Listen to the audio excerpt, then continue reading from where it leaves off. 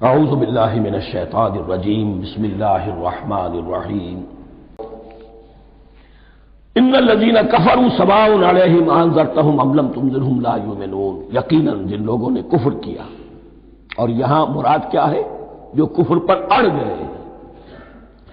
اس کو ہم تعویل عام میں نہیں لے سکتے، اس لیے کہ اگر تو ہم اس کو عام میں لے لیں گے تو اس کے معنی تو یہ ہوں گے جس شخص نے کسی وقت کفر کیا اب وہ ہدایت پر آ ہی نہیں سکتا۔ نہیں، یہ بات نہیں ہے۔ کوئی کفر میں ہے، وہ غالطے کی بنا پر ہے، عدم توجہی کی بنا پر ہے، حق اس پر واضح نہیں ہوا ہے اس لیے ہے، تو آپ اسے سمجھائیں گے، انذار و تبشیر سے اسے فائدہ ہو جائے گا، واعظ و نصیحت سے اسے فائدہ ہو جائے گا۔ ایک وہ ہے کہ جو حق کو سمجھ کر پہچان کر اور پھر اڑ گئے، ضد کی وجہ سے، ہٹ دھرمی کی وجہ سے، تعصب کی وجہ سے، تکبر کی وجہ سے، حسد کی وجہ سے۔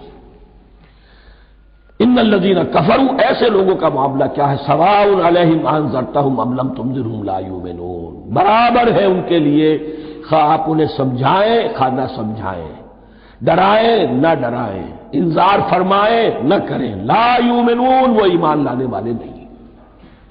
وہی بات جو میں نے کہی تھی کہ سوتے کو جگایا جا سکتا ہے، جاگتے کو کیسے جگائیں؟ ختم اللہ علی قلوبہم وعلی سمعہم وعلی ابصارہم غشاوہ، ان کے دلوں پر اللہ نے مہر کر دی ہے۔ کیوں کر دی ہے؟ یہ ابتداءً مہر نہیں ہوئی، جب حق کو پہچان کر انہوں نے رد کر دیا، اس کی پاداش میں، اس کی سزا کے طور پر۔ ختم اللہ علی قلوبہم، اللہ نے ان کے دلوں پر مہر کر دی ہے، وعلی سمعہم، اور ان کی سماعت پر بھی، وعلی ابصارہم غشاوہ، اور ان کی آنکھوں کے سامنے پردہ پڑ چکا ہے۔ یہ مضمون سورہ یاسین کے شروع میں پھر آئے گا بہت شر و بست کے ساتھ۔ وَلَهُمْ عَذَابٌ عَظِيمٌ، اور ان کے لیے تو اب بہت بڑا عذاب ہے۔ یہ دوسرا گروہ ہو گیا، ایک رکوع میں دو کو سمیٹ لیا گیا، کل ابھی 7 آیتیں ہوئی ہیں۔ ایک وہ گروہ جس نے قرآن مجید کی دعوت سے صحیح استفادہ کیا، ان میں طلب ہدایت کا مادہ موجود تھا، ان کی فطرتیں سلیم تھیں، ان کے سامنے دعوت آئی، قبول کی، اور قرآن کے بتائے ہوئے راستے پر چلے۔ وہ گلے سرسبد ہیں، وہ شجرہ قرآنی کے نہایت مبارک اور مقدس، وہ اس کے پھل ہیں۔ ایک گروہ وہ ہے جس نے حق کو پہچانا لیکن اس کو رد کر دیا اپنے تعصب یا ہٹ درمی کی وجہ سے۔ ان کا ذکر آ گیا بہت اختصار کے ساتھ، اس لیے کہ ان کا ذکر آپ کو بہت تفصیل سے مکی صورتوں میں ملے گا۔ اب آیا تیسرا گروہ، وَمِنَ النَّاسِ، اور لوگوں میں کچھ ایسے بھی ہیں، مَن يَقُولُ آمَنَّا بِاللَّهِ وَبِالْيَوْمِ الْآخِرِ وَمَا هُم بِمُؤْمِنِينَ، جو کہتے تو یہ ہے کہ ہم ایمان رکھتے ہیں اللہ پر بھی اور یوم آخر پر بھی، مگر وہ حقیقت میں مومن نہیں ہے۔ یہاں ایک بات سمجھ لیجئے، اکثر و بیشتر مفسرین نے اس تیسری کیٹیگری کے بارے میں یہی رائے قائم کی ہے کہ یہ منافقین مذکور ہے یہاں، اگرچہ لفظ منافق یا لفظ نفاق نہیں آیا یہاں، لیکن مولانا میرا اصلاحی صاحب نے ایک رائے ظاہر کی ہے جو بڑی قیمتی ہے۔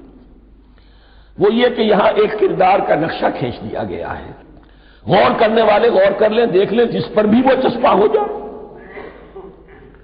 اور بالفعل جب یہ آیات نازل ہو رہی تھی تو دو طبقات پر یہ کردار نگاری جو ہے، یہ جو شخصیت کا ہیولہ کھینچا جا رہا ہے، وہ دو کے اوپر راست آ رہا تھا۔ ایک علماء یہود،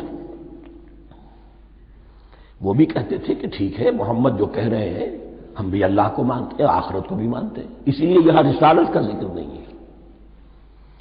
بھئی ہم محمد ہی کو نہیں مانتے نا صلی اللہ علیہ وسلم، باقی اگر 1.25 لاکھ نبی آئے ہیں تو باقی 1.25 لاکھ کو تو ہم مانتے ہیں، ایک محمد کو نہیں مانا، ایک عیسیٰ کو نہیں مانا، بس، تو ہمیں بھی مانا جانا چاہیے کہ ہم بھی مسلمان ہیں۔ ایک یہ ان کی رائے ہے، اور واقعہ یہ ہے کہ یہاں اس طریقے کا تذکرہ ہو رہا ہے کہ جس سے ان کا کردار بھی جھلک رہا ہے، روح سخن ان کی طرف جا رہا ہے۔ مجھے یاد ہے اپنی 10ویں جماعت کے زمانے میں دہلی میں نے دیکھا تھا کہ ناٹ سرکس، وہاں کا ایک بڑی مارکیٹ ہوتی تھی، تو جوتے کی ایک دکان پہ بہت بڑا جوتا لٹکایا ہوا تھا، بہت بڑا، اور لکھا تھا free to home it fits, جس کے پاؤں میں یہ ٹھیک آ جائے وہ لے جائے اس کو۔ تو یہ free to home it fits ہے، ایک کردار ہے، اب یہ کردار جس کے اوپر بھی فٹ بیٹھ جائے، ان میں یقیناً زیادہ تو غلبہ یہی ہے جو مفسرین کی رائے ہے، منافقین کا معاملہ جو ہو رہا ہے، لیکن یہ کردار بعین نہیں فٹ بیٹھ رہا ہے یہود کے علماء پر۔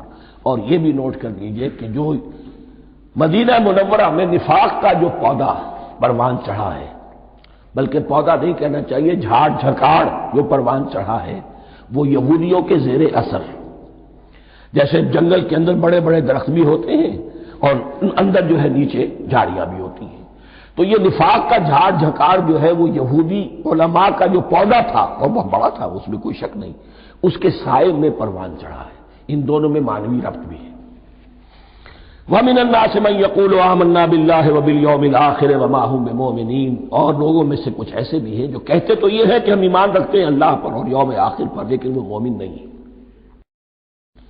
يُخَادِعُونَ اللَّهَ وَالَّذِينَ آمَنُوا وَمَا يَخْدَعُونَ إِلَّا أَنفُسَهُمْ، وہ دھوکہ دینے کی کوشش کر رہے ہیں اللہ کو اور اہل ایمان کو۔ دیکھیں یخادعون جو ہے یہ باب مفعلہ ہے، باب مفعلہ میں کشمکش ہوتی ہے، کشاکش ہوتی ہے، لہذا ترجمہ میں نے کیا کوشش کر رہے ہیں۔ وما یخدعون الا انفسهم، یہ ثلاثی مجرد میں آ گیا، اور نہیں دھوکہ دے رہے مگر صرف اپنے آپ کو، یہ یقینی ہے اپنے آپ کو تو دھوکہ دے رہے ہو، لیکن یہ کہ اللہ اس کے رسول کو اور اللہ اور اہل ایمان کو دھوکہ نہیں دے سکتے۔ سورہ نساء کی آیت نمبر 142 میں یہ کھل کر منافقین کے بارے میں یہی الفاظ آئے ہیں، ان المنافقین یخادعون اللہ وہو خادعہم، یقیناً منافقین جو ہے وہ اللہ کو دھوکہ دینے کی کوشش کر رہے ہیں اور اللہ انہیں دھوکہ دے رہا ہے۔ وما یشعرون، انہیں اس کا شعور نہیں ہے۔ یہ بہت اچھی طرح نوٹ کر لیجئے، منافقین کی بھی اکثریت وہ تھی جنہیں اپنے نفاق کا شعور نہیں تھا، وہ اپنے تئیں سمجھتے تھے اپنے آپ کو مسلمان، وہ کہتے تھے یہ بے وقوف لوگ ہیں، محمد رسول اللہ کے بارے میں کہتے تھے یہ خام خواہ جو ہے انہوں نے لڑائی بھڑائی مول لے لی ہے اہل مکہ کے ساتھ، کیا ضرورت ہے، امن کے ساتھ جو ہے بات کرنی چاہیے۔